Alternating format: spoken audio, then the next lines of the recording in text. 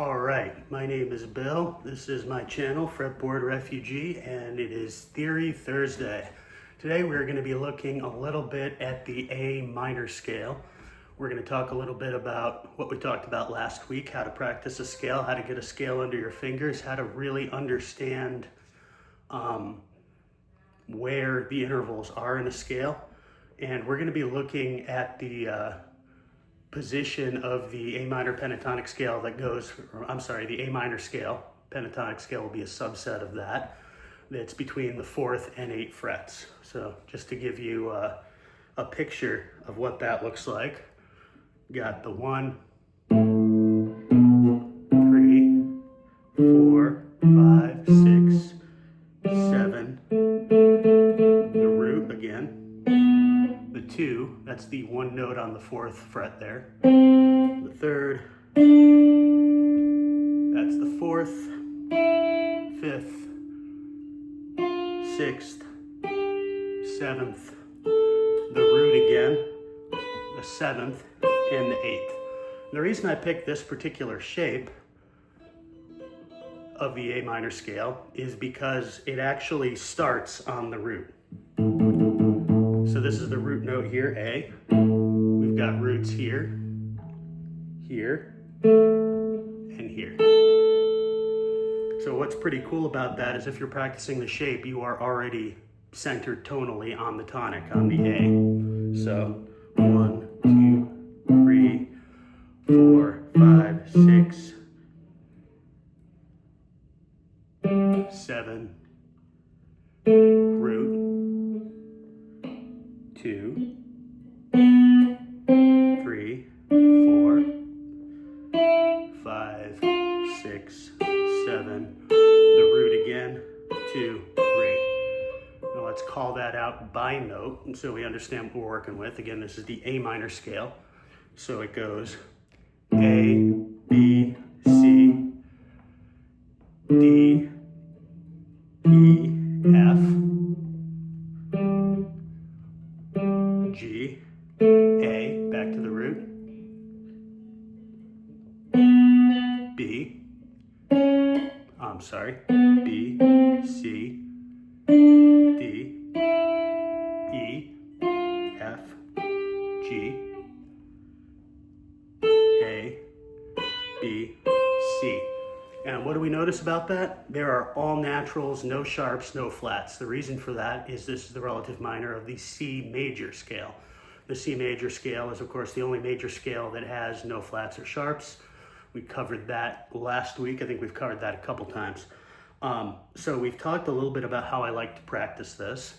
So basically I would put on a metronome and I would go 1, 2, 3, 4, 5, 6, 7, root. And from that root, I would go again 1, 2, 3, 4, 5, 6, 7, root. And then I would pick up those last couple of notes, 2, 3. And then I would go through again and do A, B, C, D, E, F, G, A, mark the root, B, C, D, E, F, G, A, root, B, C. Now, this particular shape, a lot of riffs live here. Got a kind of call and response set of licks that I learned for a piece on pickup music. It basically goes like this. So that's the call. This is the response.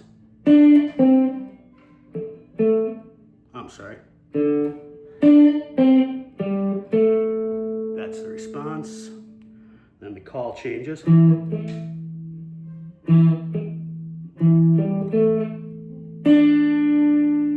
response changes.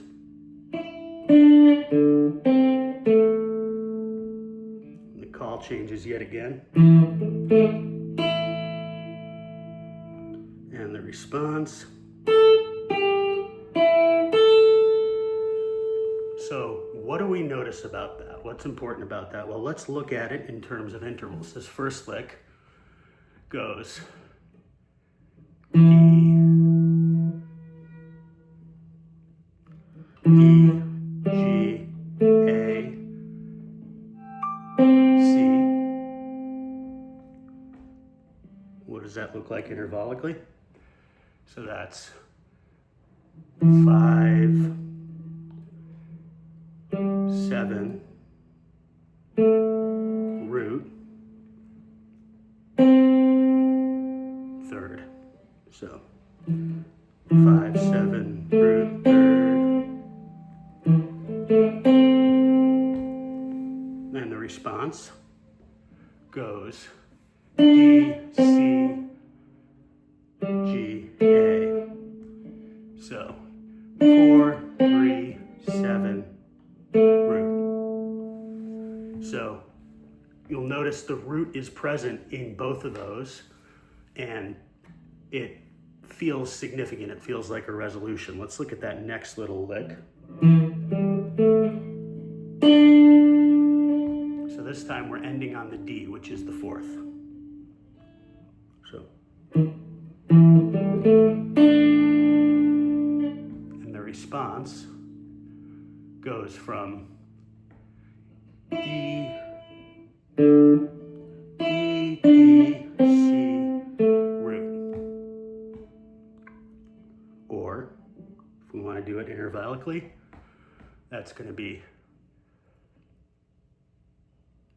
fifth, fourth, third, root. And that last little call and response, we go.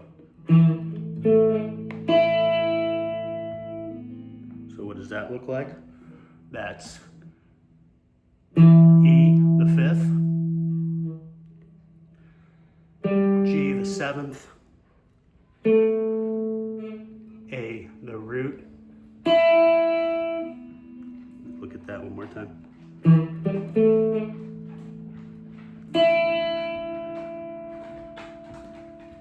So, fifth, seventh, root, fifth. So we've covered an octave there, again, with the root at the center. And that last little response lick resolves to the root. Let's look at that. So we start on the root. 1, 7, 5, 1. So that's how you're going to find a lot of licks work. If we jump into another famous A minor lick, take a look at this one here. Okay, so this, all right. This is a B.B. King lick, and this is a different position of the A minor scale, but we're going to start with a bend on this 10th string here. So it's really a full step bend, so we're really hitting what would be this note here on the 12th string. That's a 5. But we're going to bend the 4, then we're going to play it as the 4.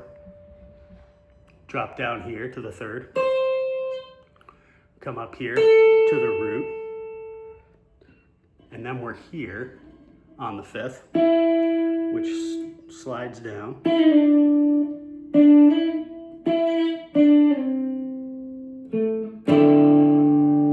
So the whole thing kind of looks like this.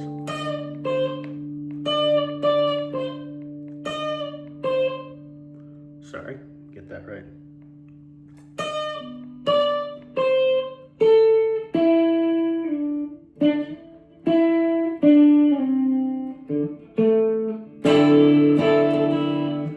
So what's that doing? We're ending on basically an A bar chord on the 5th fret here.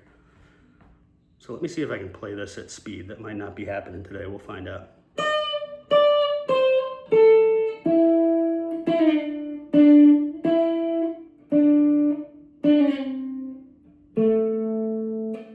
And here again, we hit the root before we hit that triad. So what is cool about this is that triad A, C, E is centered on the A. And we've got the A note here. And we've got the A note up here. So.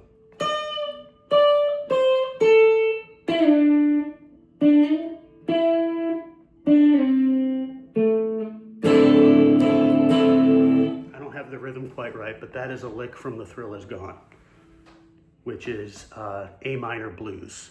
So what's cool about this is how the tonic note shows up in the licks so consistently. And I think you find if you break down a piece of music that that's almost always going to be the case. Let's look at a lick in the E minor pentatonic.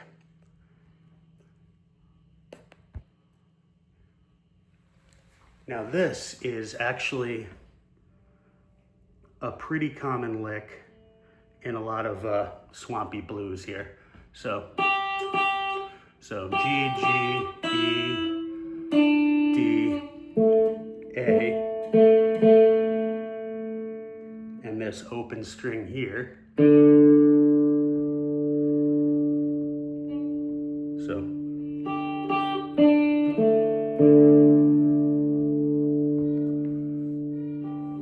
what is going on here?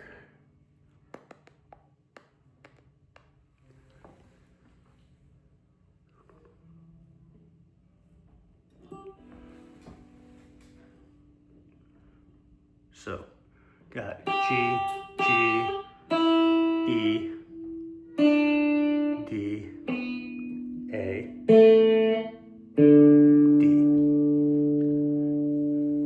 And you could also do a variant of this where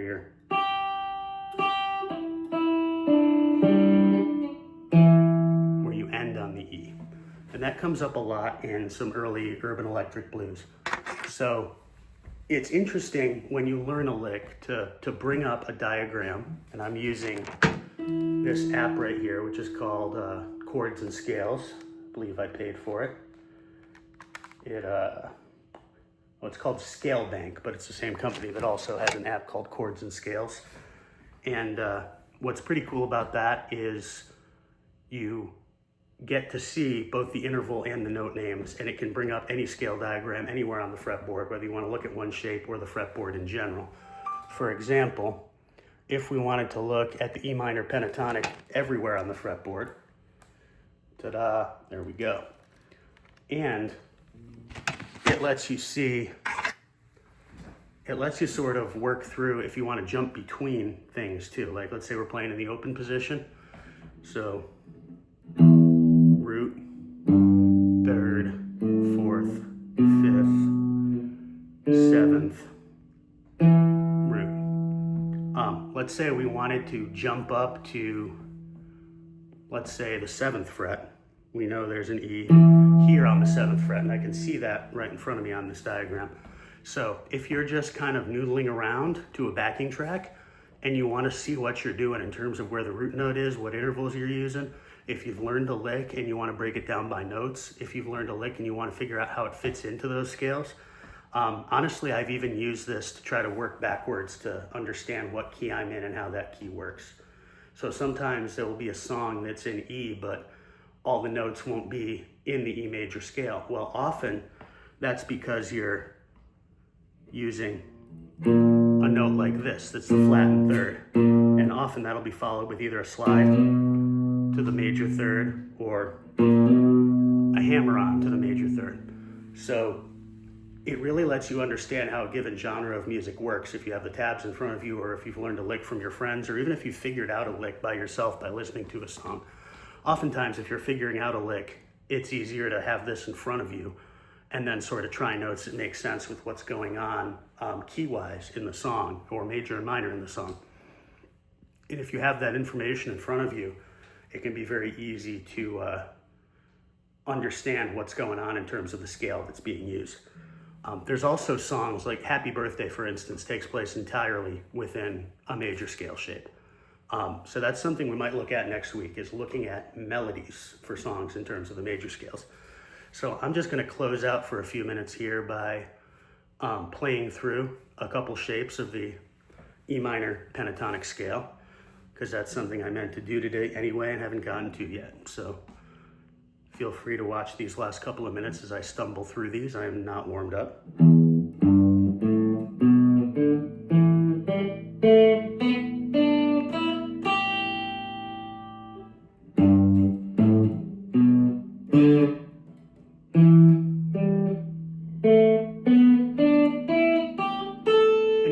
This shape that I just played is the same shape we were playing with in A, further down the fretboard when we were doing that B.B. King lick.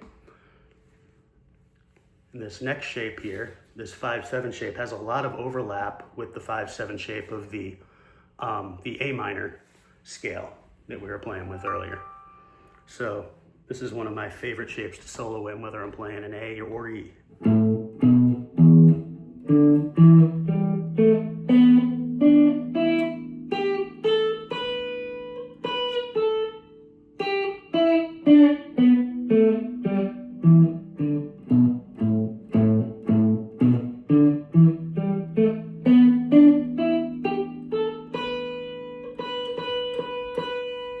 Let's do one more shape just for the hell of it.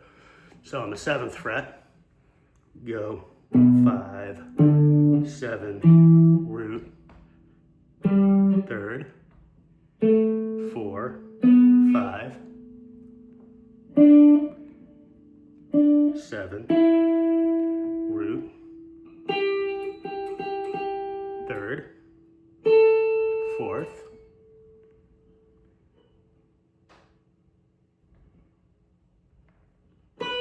5th, and oops, I'm sorry, I overlapped shapes there. Let's see. We'll get this right.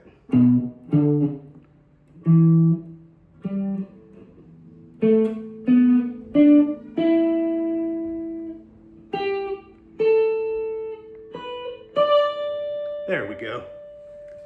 And just for the hell of it, let's add in that last shape because it's the easiest shape to remember. It is just that shape that looks like that. And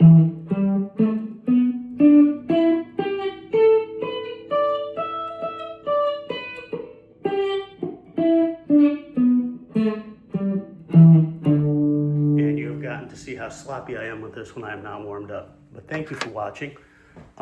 Next week, I'm probably going to try to break down one of my fingerstyle pieces I'm working on in that same intervallic scale-based way. So stay tuned for that next week. Thank you for watching Theory Thursday. Please like and subscribe.